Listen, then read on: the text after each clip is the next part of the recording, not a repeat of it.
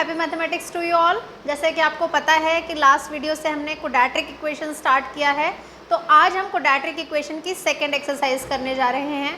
Second exercise जो है वो हमारे जो हमने क्लास 8th और क्लास 9th में एल्जेब्रिक आइडेंटिटीज़ पढ़ी थी, उसी से ही आगे चीज़ें चल रही हैं, उसी से ही रिलेटेड है, फैक्टराइजेशन पे बेस्ड है। ठीक है, तो फैक्टराइजेशन जो है उसमें क्या है कि हमने जो एल्जेब्रिक आइडेंटिटीज़ 8th में पढ़ी उस पर बेस्ड क्वेश्चन हमने 8th में भी सॉल्व किए, 9th में भी किए हैं, इस साल भी हम करने जा रहे हैं। लेकिन इस साल कुछ क्वेश्चंस पुराने हैं और कुछ क्वेश्चंस ऐसे हैं जो हमने पहले कभी भी सॉल्व नहीं किए हैं। तो इसलिए आप देखेंगे कि जो मैंने यहाँ क्वाड्रेटिक इक्वेशन की सेकेंड एक्सरसाइज का क्वेश्चन नंबर 1 लिखा है, उसमें मैंने पार्ट 1, पार्ट 2, पार्ट 4 और पार्ट 5 लिखा है। पार्ट 3 अभी मैंने नहीं लिखा है, वो इसलिए कि वो हमारे लिए कुछ नया है, तो उसको हम थोड़ा बाद में डिस्कस करेंगे। पहले हम वो क्वेश्चंस करने जा रहे हैं जो हम ऑलरेडी 2 साल से कर रहे हैं। तो सबसे पहले बात करते हैं क्वेश्चन नंबर 1 की। इसको देखते ही आपको याद आ जाएगा कि हमने इसे स्प्लिटिंग द मिडिल टर्म से सॉल्व किया हुआ है छोटी क्लास में। ज़रा करके देखते हैं कैसे होगा। इस क्वेश्चन के थ्रू आप अपने पुरानी आइडेंटिटीज़ भी रिकॉल कर सकते हैं, जैसे कि मैंने पॉलिनोमियल्स में भी आपको वो करवाई थी, वही सारी चीज़ें यहाँ पे भी काम में आ रही हैं। तो आप किस तरह से करेंगे, ये जो -10 है हमें इसके फैक्टर्स चाहिए इस तरह से कि उन्हें माइनस करने पे 3 बचे। तो 10 के फैक्टर्स 1 और 10 हो सकते हैं, 2 और 5 हो सकते हैं, लेकिन हमें कौन सा सूट करेगा, जिनको माइनस करने पे 3 आए। तो इसलिए हमारे जो फैक्टर्स हो गए वो हो गए 2 और 5। तो क्योंकि मुझे -3 चाहिए तो मैं 5 का साइन नेगेटिव लूँगी। और अब ये कैसे करेंगे, x² + 2x - 5x - 10 = 0 कॉमन लेंगे। पहले 2 का पेयर बनाएंगे और बाद वाले 2 का पेयर बनाएंगे। x कॉमन लिया तो अंदर बचा x + 2। अब इन दोनों में से क्या कॉमन है, -5 कॉमन। कुछ ऐसा ही लेना है कि अगर यहाँ पे x + 2 बचा है तो वहाँ भी x + 2 ही बचना चाहिए। तो इसलिए हमने -5 कॉमन लिया, x + 2। x + 2 ब्रैकेट दोनों में सेम है, इसलिए फिर से x + 2 कॉमन लिया जाएगा। इसमें से बचेगा x और इसमें बचेगा -5, दिस = 0। तो ये वो फैक्टराइजेशन है जो हम कई सालों से सॉल्व कर रहे हैं। आज हमें इसमें आगे कैसे बढ़ना है, उन्होंने कहा find the roots of following equations by factorisation method. तो फैक्टराइजेशन तो हमने कर दिया, अब रूट्स कैसे निकालें। रूट्स का मतलब है ये जो 2 फैक्टर्स हैं इनका प्रोडक्ट 0 है। अब इन दोनों का प्रोडक्ट 0 है, 2 नंबर्स का प्रोडक्ट 0 है, इसका मतलब बहुत क्लियर सी बात है कि वो जो 2 नंबर हैं उनमें से कोई एक नंबर तो 0 है ही। 2 नंबर्स का प्रोडक्ट 0 कब होता है, जब हम दोनों में से किसी एक नंबर को 0 ले। तो यहाँ भी ये जो 2 फैक्टर्स हैं इन दोनों में से कोई एक फैक्टर 0 है। तो अब इसे लिखेंगे कैसे, ऐसे लिखेंगे, आइदर x + 2 = 0 और x - 5 = 0। यानी अगर मुझे इसके ज़ीरोज़ चाहिए तो या तो ये = 0 है या फिर ये है। तो यहाँ से x = हो गया -2 और अगर यहाँ से सॉल्व करें तो x = हो गया 5। यानी इस क्वाड्रेटिक इक्वेशन x² - 3x - 10 को कौन से नंबर्स 0 बना रहे हैं, वो नंबर है -2 और 5। -2 और 5 से ये क्वाड्रेटिक इक्वेशन = 0 हो जाएगी। x की जगह ये वैल्यूज़ रिप्लेस करने पे हमारा आंसर 0 आ जाएगा। तो ये जो नंबर्स हैं ये कहलाते हैं roots of the quadratic equation. ये सेम प्रोसेस आपने पॉलिनोमियल्स में भी किया है, पॉलिनोमियल वाले चैप्टर में भी किया है, बस इतना सा फ़र्क है वो इक्वेशंस नहीं थी, इसलिए वहाँ पे यहाँ = 0 का साइन नहीं था, यहाँ पे ये इक्वेशंस है इसलिए = 0 आएगा। बाकी सब कुछ बिल्कुल वैसे ही है जैसे हमने पॉलिनोमियल्स में सॉल्व किया। तो इस तरह से हमने ये 2 ज़ीरोज़ निकाले। अगर याद हो पॉलिनोमियल्स में एक को अल्फ़ा एक को बीटा कहा करते थे हम, तो बिल्कुल वही सारी चीज़ें हमने इस क्वेश्चन में सॉल्व की है। अब हम आते हैं सेकंड वाले में। तो सेकंड क्वेश्चन को जब आप ध्यान से देखेंगे तो पता चलेगा कि ये भी हम ऑलरेडी छोटी क्लास में कर चुके हैं। कैसे किया था हमने, x² के साथ अगर कोई कोफिशिएंट है तो पहले उसे इस कांस्टेंट टर्म से मल्टीप्लाई किया जाता है, यानी हमें इस 2 को इस -6 से मल्टीप्लाई करना है। तो 2 और -6 का प्रोडक्ट हो गया -12। अब हमें -12 के फैक्टर्स चाहिए, तो -12 के फैक्टर्स तो बहुत सारे पॉसिबल है, 1 और 12 हो सकता है, 2 और 6 हो सकता है, 3 और 4 हो सकता है, लेकिन हमें वो फैक्टर चाहिए जिससे +1 बचे। माइनस करने के बाद ऐसे दो नंबर जिन्हें माइनस करने के बाद 1 बचना चाहिए, +1। तो जो हमारे फेवर में फैक्टर्स आए वो थे 3 और 4। क्योंकि मुझे +1 चाहिए तो मुझे 4 का साइन पॉजिटिव और 3 का साइन नेगेटिव लेना होगा। तो -3 एंड +4 ये दो फैक्टर्स हैं जिन्हें मल्टीप्लाई करने पे -12 और प्लस करने पे 1 आता है। अब हम सॉल्व कैसे करेंगे? 2x², अब कोई भी हमारी चॉइस है, हम किसी को भी पहले ले सकते हैं। मैं -3x को पहले या +4x को पहले ले सकती हूँ, किसी भी तरह कर सकती हूँ। मान लो मैंने -3x को पहले ले लिया, -3x + 4x -6 = 0। अब क्या करना है? वही जो हमने यहाँ किया था, दो के पेयर में से कॉमन लेना है। तो 2x² - 3x में से मैं सिर्फ x ही कॉमन ले पा रही हूँ, तो अंदर बच गया 2x - 3। और जैसा कि मैंने बताया इसमें से भी कॉमन लेना है, कुछ ऐसा कॉमन लेना है कि 2x - 3 ही बचना चाहिए। तो हमारे पास एक ही चॉइस है, हम इसमें से +2 कॉमन लेते हैं, तो हमारे पास आ गया 2x - 3 = 0। अब इन दोनों में से हमने 2x - 3 जो ब्रैकेट हमें सेम दिख रहा है उसको कॉमन लिया, तो इसमें 2x - 3 के बाद बचा x और इसमें बचा +2, दिस इज इक्वल्स टू 0। तो फैक्टराइजेशन पार्ट हमारा कंप्लीट हो गया। लेकिन यहाँ पे हमें ज़ीरोज़ पूछे हैं, रूट्स पूछे हैं। तो अब रूट्स के लिए मैंने जैसा बताया, रूट्स का मतलब है ऐसी चीज़ें जिन्हें मल्टीप्लाई करने पे 0 आए। ये दो ब्रैकेट्स हैं, इन्हें मल्टीप्लाई करके 0 कब आएगा? जब दोनों में से कोई एक नंबर 0 है। तो हम लिखेंगे आइदर 2x - 3 = 0 और x + 2 = 0। तो जब हम इसको सिंप्लीफाई करेंगे तो ये बन जाएगा 2x = 3 या फिर x = 3/2। और जब हम इसको सिंप्लीफाई करेंगे तो ये बनेगा x = -2। तो यहाँ पे जो हमारे दो रूट्स आ गए वो क्या क्या है? 3/2 एंड -2। ये सब कुछ हम पहले भी कर चुके हैं, कई बार रिपीट कर चुके हैं। बार बार रिपीट करने की ज़रूरत है जिससे हमें अच्छे से ये चीज़ें याद हो जाए। और हमारे इस टॉपिक को करने से 2 चैप्टर्स सॉल्व होते हैं, पॉलिनोमियल्स और क्वाड्रेटिक इक्वेशन। चलिए अब हम आते हैं थर्ड को छोड़ के फोर्थ पे। थर्ड क्यों छोड़ा है? क्योंकि वो कुछ नया टॉपिक है, तो उसको अभी हम डिस्कस करेंगे, लेकिन पहले हम वो कर लेते हैं जो हम पहले कर चुके हैं। अब क्वेश्चन नंबर 4 में बाकी क्वेश्चन से थोड़ा सा डिफरेंस है, वो ये कि अभी तक हमारे पास कहीं पे भी कोई भी कोफिशिएंट, ना a ना b ना c, फ्रैक्शन में कहीं नहीं थे। लेकिन अगर इनमें से कोई भी फ्रैक्शन में हो तो कैसे सॉल्व करेंगे? देखिए कोई भी फ्रैक्शन में हो सकता है।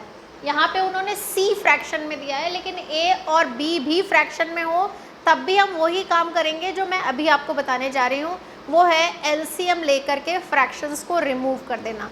फ्रैक्शंस को हमें रखना ही नहीं है साथ में। कैसे करेंगे?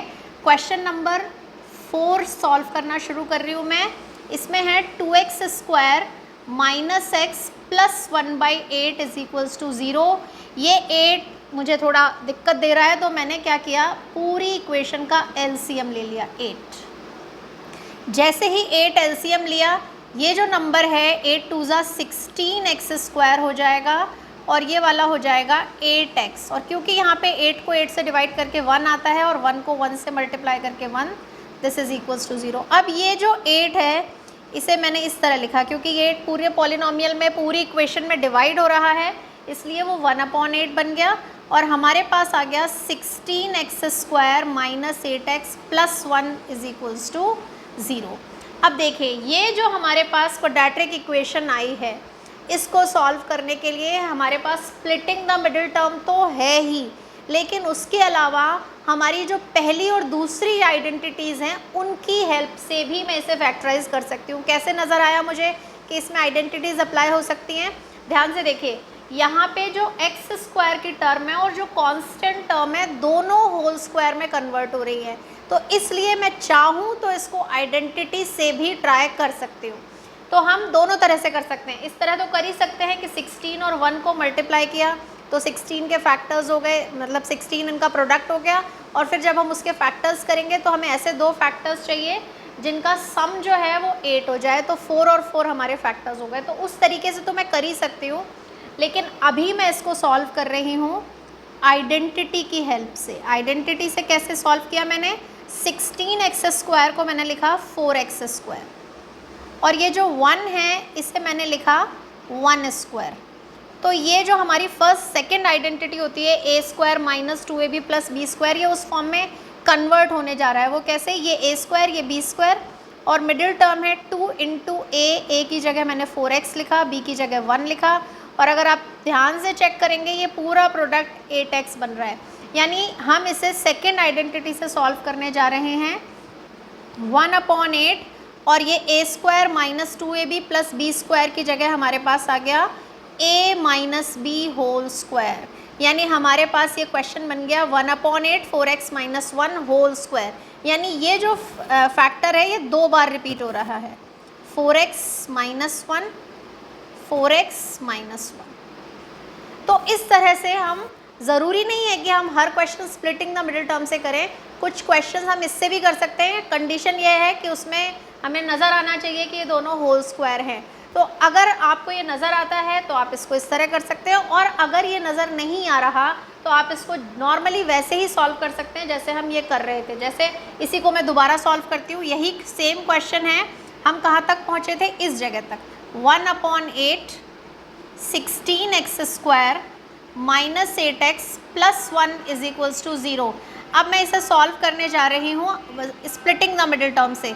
16 और 1 के जो प्रोडक्ट है वो 16 है, और 16 के जब हम फैक्टर्स निकालेंगे जिन्हें प्लस करने पे 8 आए तो वो 4 और 4 हो जाएंगे। तो किस तरह लिखूँगी मैं इसको, 16x², 8x की जगह मैंने लिखा -4x - 4x, और फिर ये +1, दिस इज़ इक्वल्स टू 0।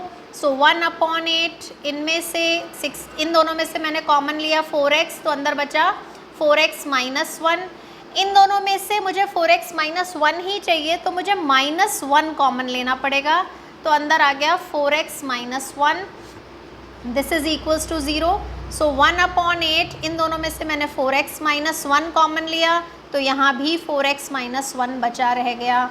यानी एक ही चीज़ को सॉल्व करने के लिए मैंने आपको दोनों तरीके बताए, आप दोनों में से जो आपको नज़र आए वो आप सॉल्व कर सकते हैं। अब इसके बाद जब हम ज़ीरोज़ निकालने जाएंगे तो फिर हमारा वही तरीका है, आइदर देखिए अगर इन 3 नंबर्स का प्रोडक्ट 0 है तो 1/8 तो 0 हो नहीं सकता। 1/8 एक कांस्टेंट नंबर है, इसलिए उसके 0 होने के तो कोई चांसेस नहीं है। यानी ज़ीरोज़ यही दोनों होंगे और ये दोनों सेम है, तो क्या आएगा, या तो पहला वाला ब्रैकेट 4x - 1 = 0, या दूसरा वाला भी 4x - 1 = 0।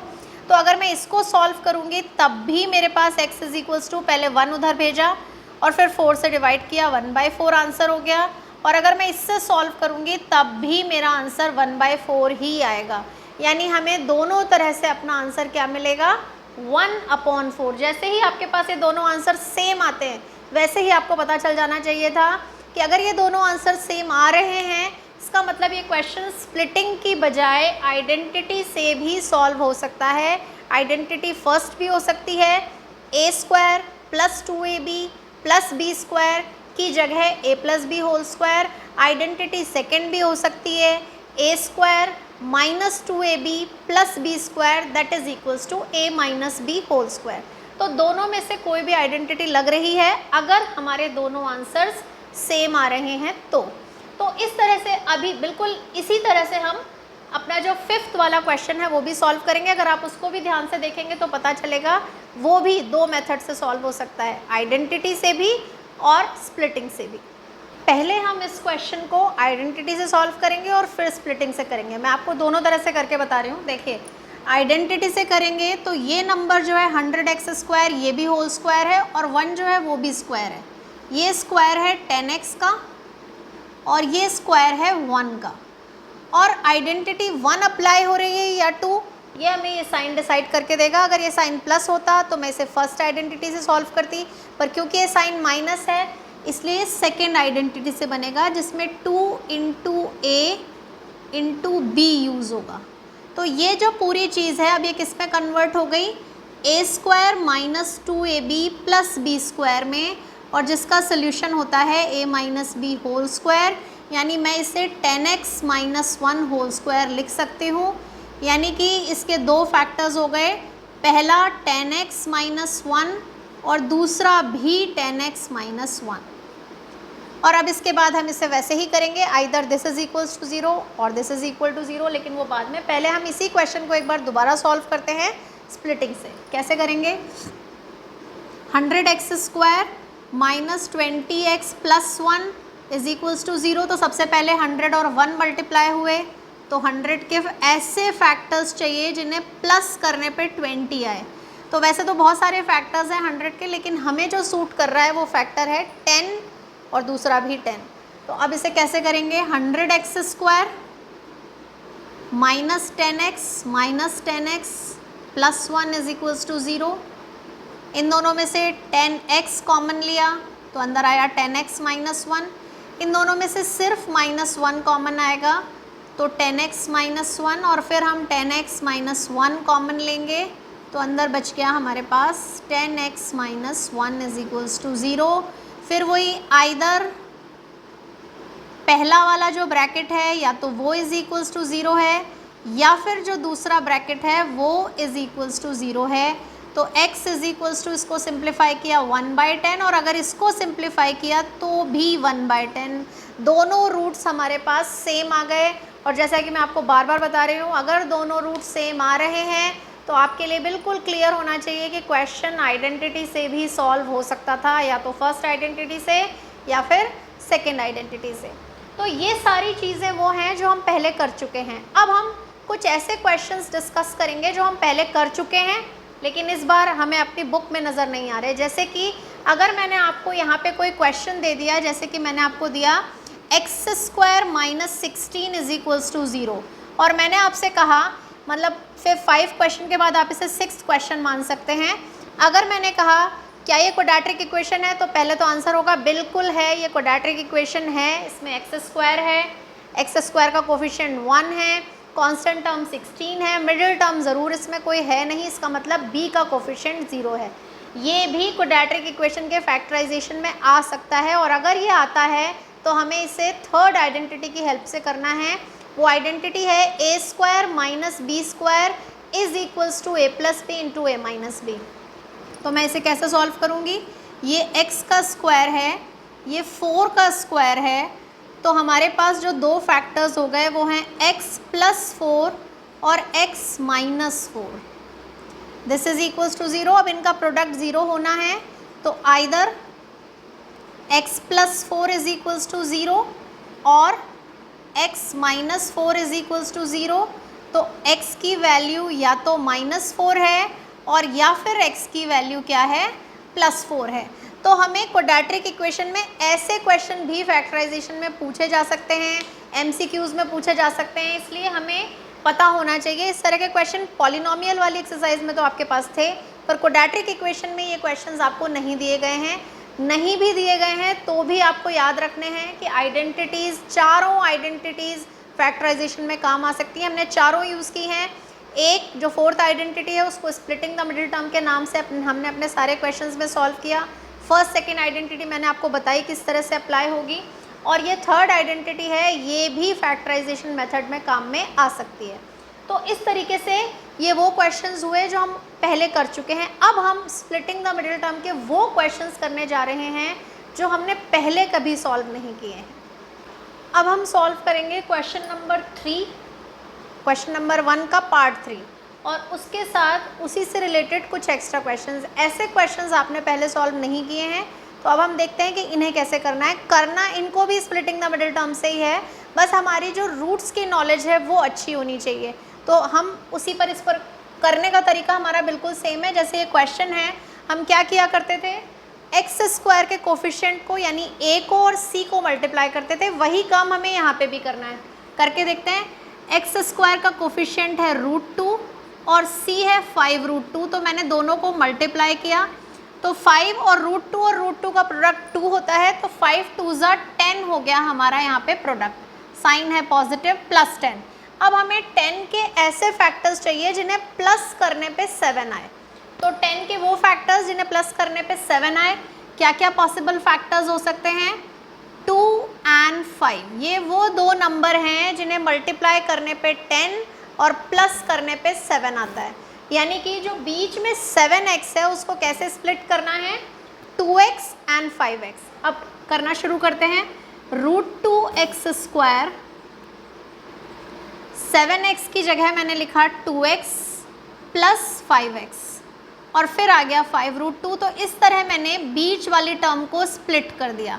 अब इसमें जो हमारी रूट्स की नॉलेज है वो अच्छे से होनी चाहिए कि हमें रूट्स में किस तरह कॉमन लेना होता है, किस तरह अगर एक सिंगल नंबर लिखा है जैसे 5 लिखा है तो उस 5 का मतलब 2√5 भी हो सकता है, यानी 1/5 = √5 × √5। तो ये सारी चीज़ें अगर हमें पता होंगी तो हम इन क्वेश्चंस को इजीली सॉल्व कर सकते हैं। जैसे यहाँ √2x है, यहाँ पे x तो हमें दिख रहा है कॉमन, लेकिन उसके अलावा जो चीज़ अंदर छुपी हुई है वो ये कि इस 2 में 2 √2 छुपे हुए हैं। इसका मतलब मैं इसमें से √2 कॉमन ले सकती हूँ। तो मुझे क्या कॉमन लेना है, √2x कॉमन लेना है। तो अगर मैंने इसमें से √2x लिया तो इसमें सिर्फ x बचा। और जैसा कि मैंने कहा हर एक 2 में 2 √2 होते हैं, एक हम ऑलरेडी कॉमन ले चुके हैं, इसका मतलब एक अभी भी वहाँ प्रेजेंट है। तो यहाँ पे हमारे पास बचा √2। 5x और 5√2 में से हम 5 कॉमन लेंगे तो अंदर हमारे पास बचा रह गया x + √2। तो इस तरह ये x + √2 दोनों में सेम है। मैंने x + √2 ब्रैकेट को कॉमन लिया तो अंदर मेरे पास बचा रह गया √2x + 5 = 0।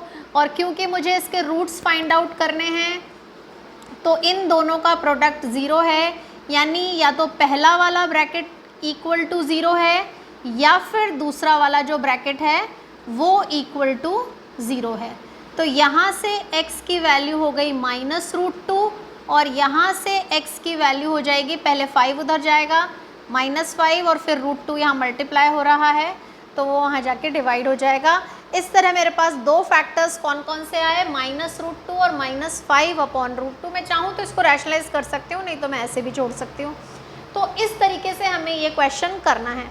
अब इसी पे मैं, क्योंकि एक ही क्वेश्चन है, मैं एक और आपको सॉल्व करके दिखाती हूँ। बुक में नहीं है लेकिन हमें इस तरह की सारी चीज़ें पता होनी चाहिए, इसलिए मैं ये क्वेश्चन सॉल्व कर रही हूँ। वो है हमारा अगला क्वेश्चन 4√3 x² + 5x - 2√3 = 0।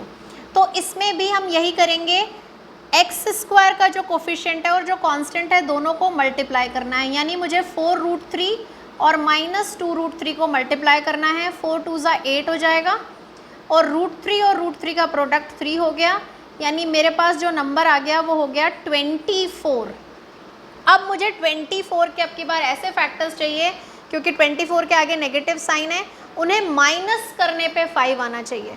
तो 24 के ऐसे फैक्टर्स जिन्हें माइनस करने पे 5 आए, कौन कौन से फैक्टर हो गए, 8 and 3। 8 3 = 24 और 8 - 3 5। क्योंकि मुझे +5 चाहिए तो मेरा 8 पॉजिटिव होगा और 3 नेगेटिव होगा। तो इस तरीके से मुझे ये फैक्टर्स ढूंढने हैं। अब क्वेश्चन कैसे करना है, 4√3 x², 5x की जगह मैंने लिखा 8x - 3x - 2√3 = 0। अब इन दोनों में से क्या कॉमन आएगा, यहाँ पे 4 और 8 में से 4 और x² और x में से x, तो 4x मैंने कॉमन लिया। अंदर बचा रह गया √3x + 2। और इन दोनों में से क्या कॉमन आएगा, 3 और √3 में से √3 कॉमन आएगा, क्योंकि हर एक 3 में 2 √3 होते हैं, इसलिए मैं यहाँ से -√3 कॉमन लूँगी। तो यहाँ बचा रह गया √3x + 2 = 0। फिर √3x + 2 मैंने कॉमन ले लिया तो अंदर मेरे पास हो गया 4x - √3 = 0। और फिर वही चीज़ कि आइदर पहला वाला ब्रैकेट जो है √3x + 2 या तो वो = 0 है, या फिर जो दूसरा ब्रैकेट है 4x - √3 वो 0 के इक्वल है। जब हम इसको सिंप्लीफाई करेंगे तो x की वैल्यू हो जाएगी -2/√3 और जब हम इसको सिंप्लीफाई करेंगे तो x की वैल्यू हो जाएगी √3 पहले जाएगा पॉजिटिव और 4 बाद में, यानी हमारे दो रूट्स हैं वो हैं -2/√3 एंड √3/4। तो इस तरह से ये क्वेश्चन जो हमारी एक्सरसाइज में दिया गया है उसका क्वेश्चन भी मैंने आपको करके बताया। मैंने एक एक्स्ट्रा भी किया जिससे अगर कोई भी कन्फ्यूजन हो तो क्लियर हो जाएगा। एक और चीज़ जो बुक में हमें नज़र नहीं आ रही लेकिन हमें पता होनी चाहिए, वो है कि यहाँ पे जो रूट्स थे वो ए और सी में थे। इन दोनों क्वेश्चन में जो रूट्स वाले नंबर थे वो ए और सी में थे, इसलिए इनको सॉल्व करना थोड़ा इजी था। ये जो रूट्स वाले नंबर हैं ये हमारे मिडिल टर्म में भी हो सकते हैं, और अगर ये मिडिल टर्म में हुए तो हमें अपने क्वेश्चंस कैसे सॉल्व करने हैं ये मैं अब आपको बताने जा रही हूँ। ध्यान से देखिए, जैसे ये वाला क्वेश्चन लिया 2x² प्लस 5√3x प्लस 6 = 0। पहला काम करना सब कुछ वही है जो हम स्प्लिटिंग में करते हैं, उसमें कोई चेंज नहीं है। x² का कोफिशिएंट और कांस्टेंट टर्म मल्टीप्लाई होनी है, यानी 2 और 6 मल्टीप्लाई होने हैं क्योंकि दोनों पॉजिटिव हैं, प्लस 12 आ गया। अब 12 के फैक्टर्स करने हैं, ऐसे फैक्टर जिनमें एक √3 ज़रूरी है। अब √3 तब आता है जब हमारे पास 3 होता है, यानी यहाँ पे हम ऐसे फैक्टर चूज़ करेंगे जिनमें रूट वाला नंबर होना ही चाहिए। रूट में जो भी नंबर है वो इसमें एज अ फैक्टर होना ही चाहिए। तो 12 के लिए हमारे पास कोई चॉइस नहीं है सिवाय इसके कि हम उसको 3 और 4 यूज़ करें। अब जो 3 है वो तो 2√3 में ब्रेक हो जाएगा, लेकिन जो 4 है उसमें हमारे पास कुछ चॉइसेस बन जाएंगी, जैसे 1 और 4 भी हो सकता है, 2 और 2 भी हो सकता है। डिपेंड करता है कि मुझे मिडिल टर्म क्या चाहिए। अगर मुझे मिडिल टर्म में 4√3 चाहिए होता, यहाँ पे 5 है, अगर मुझे 4 चाहिए होता तो मैं कैसे यूज़ करती, ये जो 2 हैं दोनों, एक 2 एक के साथ और दूसरा 2 दूसरे के साथ, यानी कि एक फैक्टर हो जाता 2√3 और दूसरा फैक्टर भी 2√3 हो जाता, और 2√3 और 2√3 का सम हो जाता 4√3। लेकिन क्योंकि मुझे 5√3 चाहिए इसलिए मेरे पास जो चॉइस हो गई वो क्या हो गई, 1 and 4, यानी एक 1 जो है वो √3 के साथ जाएगा और जो 4 है वो दूसरे वाले √3 के साथ जाएगा। यानी हमारे दो जो स्प्लिट्स बनेंगे वो क्या बनेंगे, एक बनेगा √3 और दूसरा बनेगा 4√3। ठीक है, तो अब मैं इसको कैसे लिखूँगी, 2x², क्योंकि मुझे 5√3 चाहिए तो एक हो जाएगा सिर्फ √3x और दूसरा हो जाएगा 4√3x प्लस 6 = 0। अब इनमें से हमें कॉमन लेना है। इसके आगे का प्रोसेस आपको पता है, जैसे मैंने यहाँ बताया था बिल्कुल वही वहाँ करना है।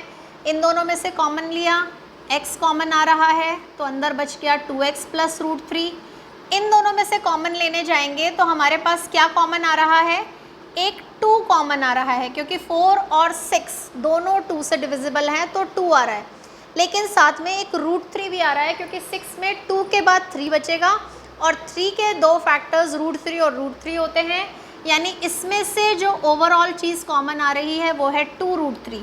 4√3x में से हमने 2√3 लिया तो हमारे पास बचा 2x, और जब हम 6 में से 2 ले चुके हैं, 6 में से हम 2 ले चुके हैं, इसका मतलब वहाँ पहले 3 बचा और फिर उसमें से हम एक √3 भी ले चुके हैं।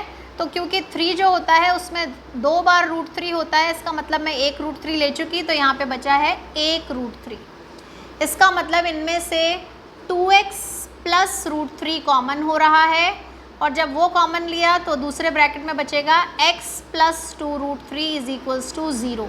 यानी हमारे पास इन दोनों ब्रैकेट्स का प्रोडक्ट ज़ीरो करना है, तो या तो ये पहला वाला ब्रैकेट ज़ीरो है या फिर ये जो दूसरा ब्रैकेट है ये ज़ीरो है। तो इसके ज़ीरो होने का मतलब है कि हमारा आंसर है -√3/2, और अगर ये ज़ीरो होने वाला है तो हमारा मतलब है -2√3।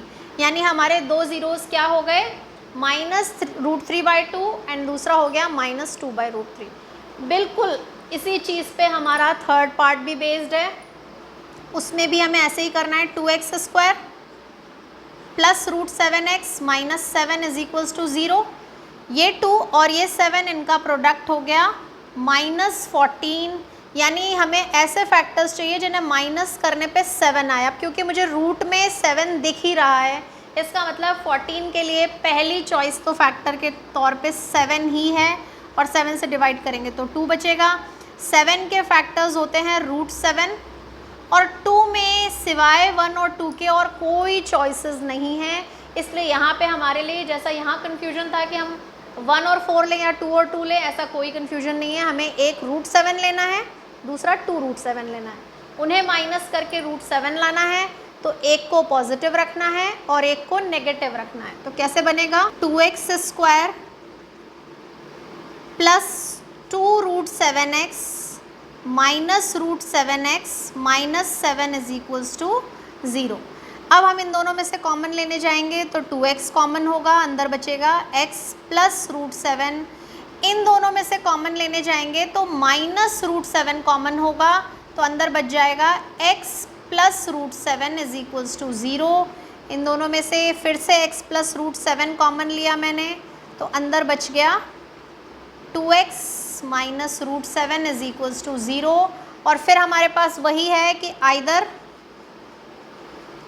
जो पहला ब्रैकेट है x प्लस √7 या तो वो इक्वल टू 0 है, अगर वो 0 है तो x की वैल्यू माइनस √7 हो जाएगी हमारे पास। और अगर दूसरा वाला ब्रैकेट जो 2x माइनस √7 है वो इक्वल टू 0 है तो हमारे x की वैल्यू हो जाएगी √7/2। तो इस तरह से हमें पता चला कि हमारे जो क्वेश्चंस हैं, ये जो रूट्स वाले क्वेश्चन हैं, दो टाइप में होते हैं। पहला टाइप जिसमें रूट्स फर्स्ट और लास्ट टर्म में हो, a और c की जगह, दूसरे जिनमें वो मिडिल टर्म में हो। मिडिल टर्म वाले जो क्वेश्चंस हैं वो थोड़े से ट्रिकी हैं, बुक में नहीं दिए हैं, पर हमें उनको एक्स्ट्रा क्वेश्चन की तरह प्रैक्टिस करनी है। तो इसलिए ये जो वीडियो है इसके साथ आपको एक वर्कशीट भी मिलेगी। वो वर्कशीट जब आप सॉल्व करेंगे तो आपके हर तरह की आइडेंटिटीज़ और रूट्स, हर तरह के क्वेश्चंस की आपके अच्छे से प्रैक्टिस हो जाएगी। तो ये जो टॉपिक है ये आपके लिए थोड़ा नया था, अब आपके समझ में आया कि नहीं आया ये सब आप मुझे बताएंगे कमेंट करके, और वीडियो को लाइक करेंगे, शेयर करेंगे और सब्सक्राइब करेंगे। Happy mathematics to you all.